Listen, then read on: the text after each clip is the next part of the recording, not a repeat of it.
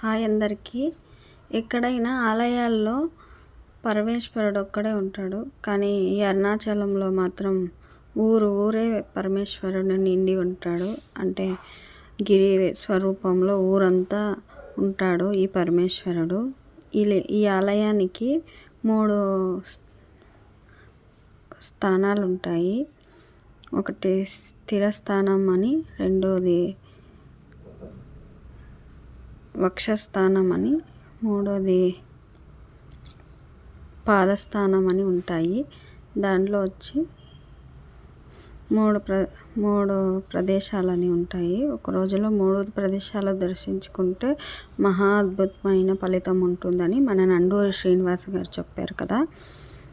నేను ఎక్కువ శ్రీనివాస్ గారిని ఫాలో అవుతాను. మీకు ఇష్టమైతే మీరు ఫాలో అవ్వచ్చు. ఈ 3 శివలింగాలు త్రిమూర్తులు ప్రతిష్ఠించినవంట. దానిలో మొదటి క్షేత్రమే ఈ ఆది అన్నామలై. ఈ ఆది అన్నామలైలో రాత్రి వేళలో దేవతలు తిరుగుతారని మన రమణ మహర్షి గారు చెప్పారంట. ఆలయంలో ఒకరోజు అక్కడ పండుకొని ఉంటే రమణ మహర్షి గారు దేవుళ్ళు గల్లు గల్లమని వెళ్తూ ఇక్కడ ఒక బిల్వ వృక్షం కూడా ఉంటుంది. దానికి 3 ఆకులు ఉంటాయి కదా, మనం ఎక్కడైనా చూసినా. కానీ ఎక్కడా లేని వింతగా ఈ బిల్వ వృక్షానికి 6 ఆకులు ఉంటాయి. మీరు ఈ ఆది అన్నమలై టెంపుల్కి వస్తే ఇది తప్పకుండా చూడండి.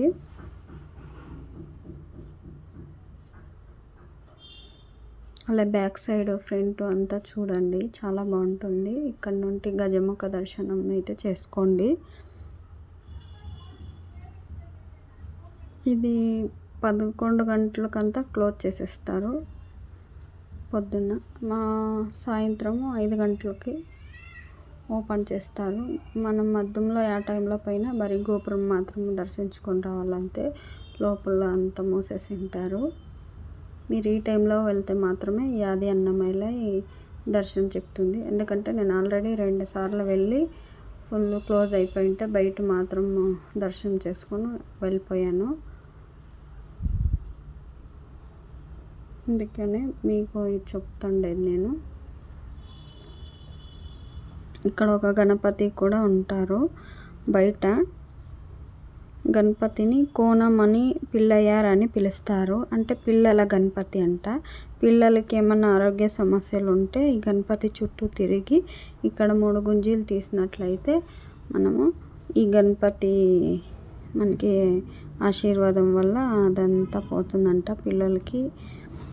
ప్లస్ ఈ గణపతి పైన కొండ ఉంది కదా మనకి, ఆ కొండపైనకి వానలు వచ్చినప్పుడు కిందకి దొర్లుకుంటూ వచ్చిందంట.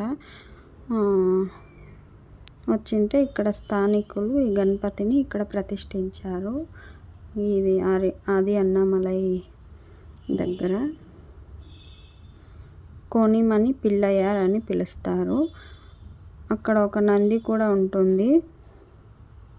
దాన్ని కాశీ నంది అని అంటారు. కాశీలో ఉన్నట్లే ఉంటుంది నంది కూడా, చాలా బాగుంటుంది. అది కూడా దర్శించుకోండి. నేను నెక్స్ట్ వీడియోలో చెప్పాను కదా ఒకటి మిస్టేక్ అయిందని, అది తప్పకుండా చెప్తాను. ఇప్పుడు మాత్రం సబ్స్క్రైబ్డ్ కుమారి రంగా.